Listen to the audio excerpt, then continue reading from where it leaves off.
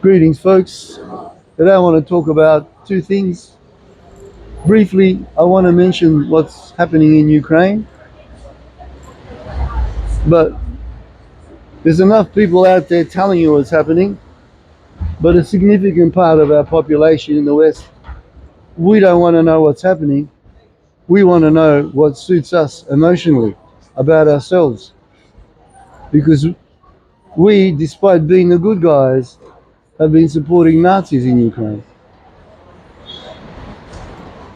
So, unfortunately, it's an ongoing problem with some Westerners. The inability to see the world globally. All they want to do is see the world through their own particular, narrow, ultra-nationalist Western worldview. You know, I never thought it would happen, but in my lifetime, the dominance of West is, if not crumbling, it's certainly waning. And if BRICS is any indication of where people want to go to, what happens when suddenly more of the world is in BRICS than is part of the American bloc? And when you get rid of its colonies and its markets, what is left of capitalism, especially Western capitalism? So one more point about Western capitalism. When I went to America in the 80s, driving through Buffalo was a eerie experience. And it was a portent of what was to come. There were kilometers and kilometers driving through abandoned factories and warehouses. And that was the beginning. Now people keep blaming, in America people go, oh, it's the Republicans who do it, the Democrats. No, it's not. The people who did that are the people who own the factories. They may have closed them down in Buffalo, New York or wherever, but that doesn't mean they closed their factories down. They just moved their factories. Now, what Deng Xiaoping did, which all of us radical communists, socialists, whatever you want to call us, we thought he was an idiot. What the hell is he doing? There's the Stalinist state model to industrialize, and that's the way it should be done. We were wrong. Deng Xiaoping was right. He used the greed of capitalism against capitalism. He invited American corporations to abandon America and go and produce in China. Oh, the irony of it. And people are blaming the Democrats and the Republicans. Blame the factory owners. They're the ones who decided. And the reason they decided was because they were getting cheaper wages.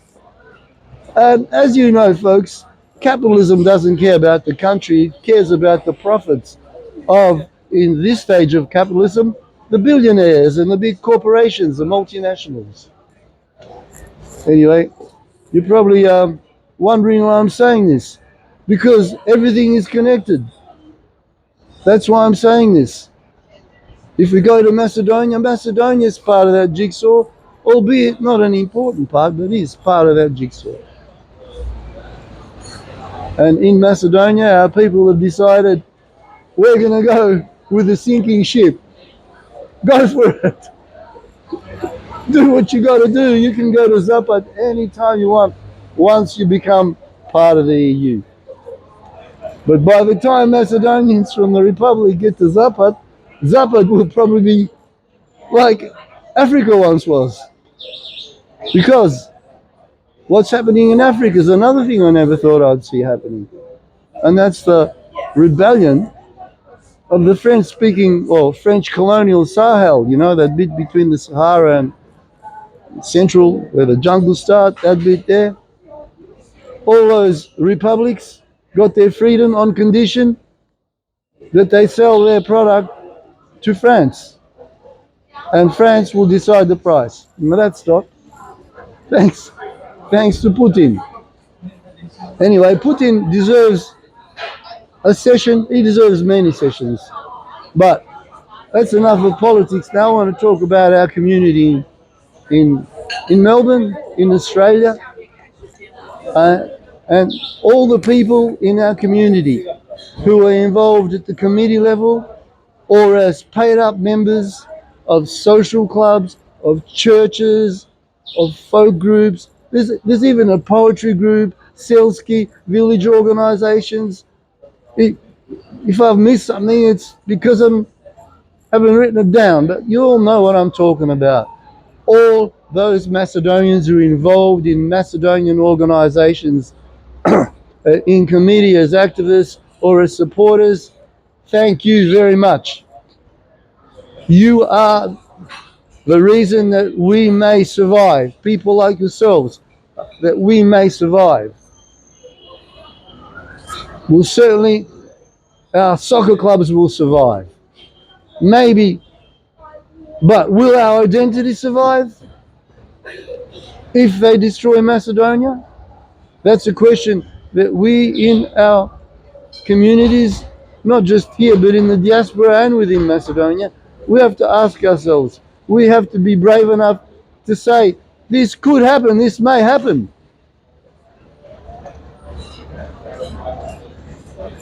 Now, folks, I believe that within my lifetime, and if I live as long as my dad, I've got 13 years, 12 years, right, a dozen years. Within my lifetime, there is a possibility of Macedonia being divided. No doubt about it.